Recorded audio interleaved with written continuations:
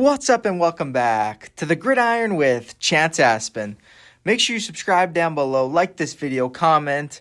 Now, enjoy this video.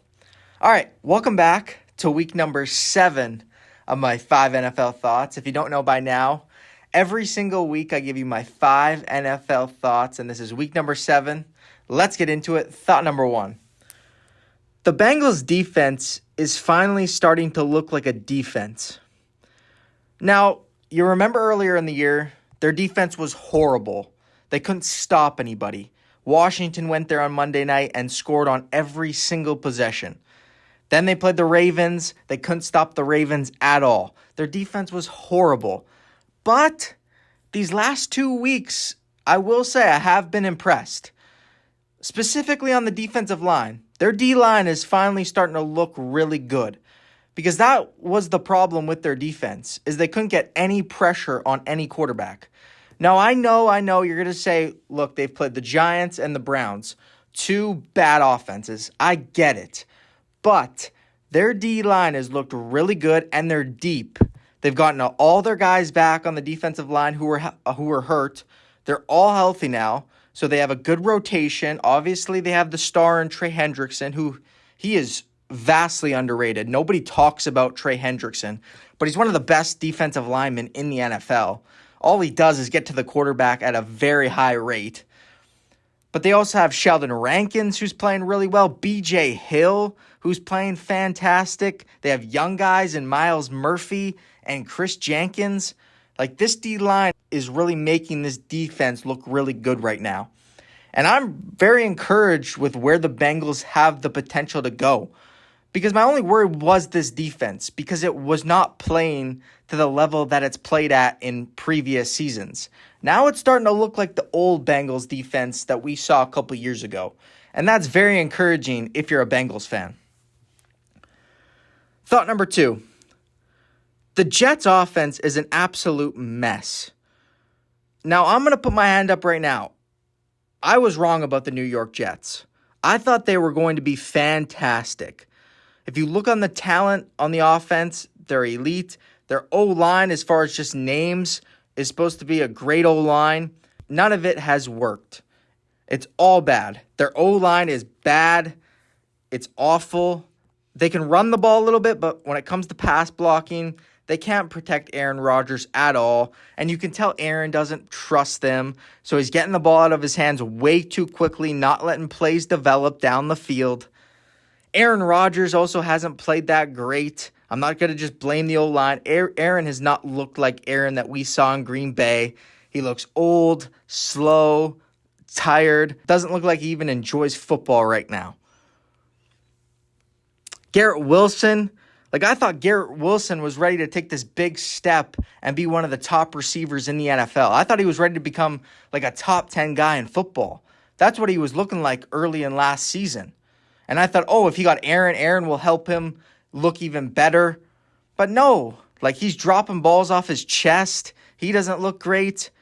Devontae Adams just got there, but he looks like he's lost a step. He's not the same guy he was when he was in Green Bay. Really, the only guy that's looked impressive on this Jets offense is Breece Hall. He's the only guy that seems to be able to break off explosive runs or explosive pass plays. Everybody else on this offense has not done their job at a high enough level. Their offense is static. Nobody moves. Aaron's just hoping he realizes what defense he's seeing because they run no motion. Their receivers just stand still, and when Aaron says hut, they just run. But Aaron has no idea what the defense is in because nobody moves. And it's a lot of short, quick passes. Very rarely do they get stuff down the field. This offense is not what I expected it to look like coming into this year. I thought this offense was going to be one of the best in the NFL. And it just hasn't looked like that. And there's a lot of people to blame. But I blame the O-line. They have not looked as good as their names say they should look. Aaron Rodgers, he has looked awful at times. He's looked washed at times. I hate saying that because I like Aaron, and I think he's a hell of a football player, but he's not looked good. And then I think the lack of development from Garrett Wilson. Garrett Wilson has not looked like he should look. I think those three things are all to blame for this offense looking like an absolute mess. And that's what it looks like, a mess. Thought number 3. The Ravens have finally figured out how to use Derrick Henry. It took a little while, and I'll admit, I didn't know if Derrick Henry was going to fit in Baltimore. When I heard he was going to the Ravens, I questioned it a little bit because of how the Ravens do their run game is very different to how Derrick Henry had success in the NFL. Right? Derrick Henry's better when quarterback's under center and he has a head of steam coming towards the line of scrimmage. But Baltimore likes to run out of the pistol in shotgun, so they have the threat of Lamar Jackson. But now they've gone to more under center for Derrick Henry, and it's opened up this whole running game. Because now Derrick Henry looks like the guy he was in Tennessee a couple of years ago. They also have stuff that they can work off of that with Lamar Jackson. And this offense looks scary good, like best in the NFL good. And Derrick Henry, look, I'm also surprised how good Derrick Henry looks. There was points last year where I thought he might be not a very good football player anymore, or not top-level running back anymore.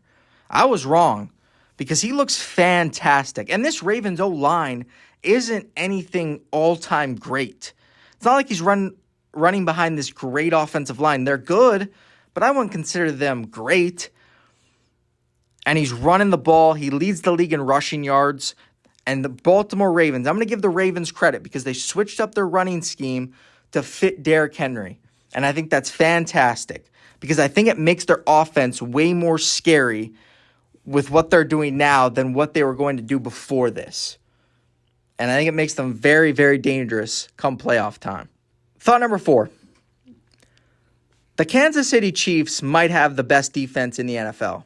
Like, every time I watch this defense, they just shut down great offense after great offense after great offense.